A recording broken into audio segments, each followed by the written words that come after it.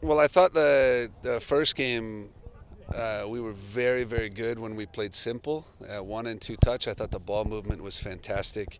Um, it was helpful to go and to watch Valley United and to kind of understand a little bit what we were expecting as far as their style of play. And Detroit, we had no idea what to expect, and they were in a 3-5-2, so it was we hadn't even talked about how to break down a 3-5-2. So I think tactically we were struggling in the first half. And some of the guys, I think Channing, this was a big step up for him and a big challenge. And Ryan was, he struggled in the first half, but came on and had the right mentality in the second half. So overall, a great experience.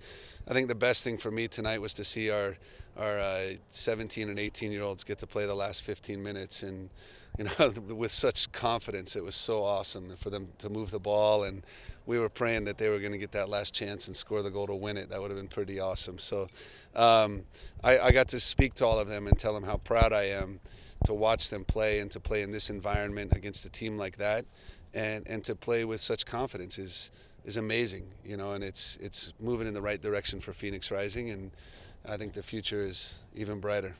First game you played in a 4-4-2. What were your thoughts on what you saw out there tactically? Well, the setup was kind of worked really well for us with Luis and Arturo. We knew that they would have a lot more space to receive the ball, and then I can't be more impressed with Greg. He's been phenomenal. His first touch is so clean. Both assists that he had for Richie were unbelievable, and it was a little bit stretched at times, and we were a little frantic in the first 10 minutes or so. But I think once we calmed down and got that goal, as it was a little easier for us to take advantage of the 4-4-2. We found ourselves often 4v4, and when you've got that with Santi, Greg, Richmond, and Joey Calistri, I'll take our chances in that situation. What went into deciding who the starters were going to be on each game? We completely mixed it up. It was almost like drawing names out of a hat for this one, because it was really just to get 75 minutes for every player, the best we could. And we've got a big team event tomorrow, and I really didn't want anybody to be upset and feel like they weren't part of the team. So we're not quite ready to say what we think the starting group is or the first group. So for me, this was a big, awesome event for all of the guys to perform, to get their fitness in, and the results, they went our way. To come back from 2-0 down and to get 2 goals in the second half in 30 minutes, I thought was pretty good.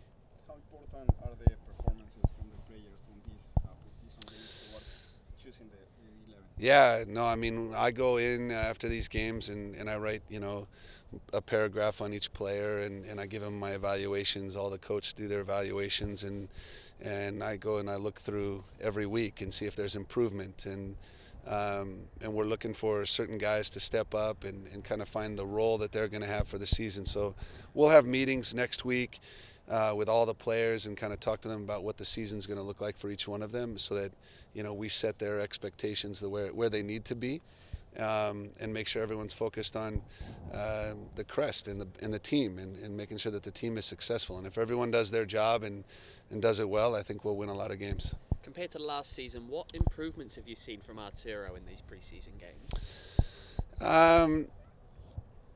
He's he's still holding on to the ball a lot. He slows the game down a little bit. I think tonight he was turning and driving at the opposition rather than just standing in one spot getting a lot of touches. I think the last couple of games he's been a little bit too cute with the ball, but tonight you saw real purpose and what he was really trying to drive the offense forward. And he's a very special player. I mean, he can do things with the ball that many players can't, but he has to understand that it's a very, very small amount of time that you actually have the ball in a soccer game. It's what you do without it that makes you even better. So he's grown. He understands the system. Very coachable. He's listening. I think he's going to have a good year as long as the team does. Next game's against GCU in Tucson. What do you expect for the team to improve?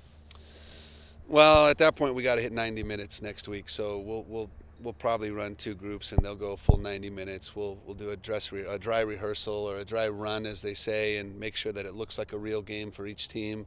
And that's kind of the last opportunity. Last year we did the same thing, and I think New Mexico killed us, and we just weren't really ready. And we go into the first game of the year, and came out firing. So I expect Tucson will be very tough in the later game.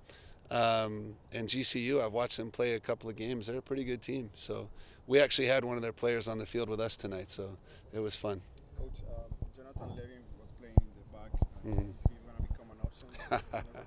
I'm not sure. We had another trialist with us tonight at center back, and obviously with Niall down, Manu getting a bit of an injury, we needed another one. So Jonathan stepped up, and he's done it before, and I thought he did all right. Coach, does the result of the first game change your confidence at all going into the Open Cup against Valley United? That's a good question. So we talked about it either way. It was going to be a benefit to us. If we lost and didn't play well, it would have been an eye-opener, and I think it would have prepared us.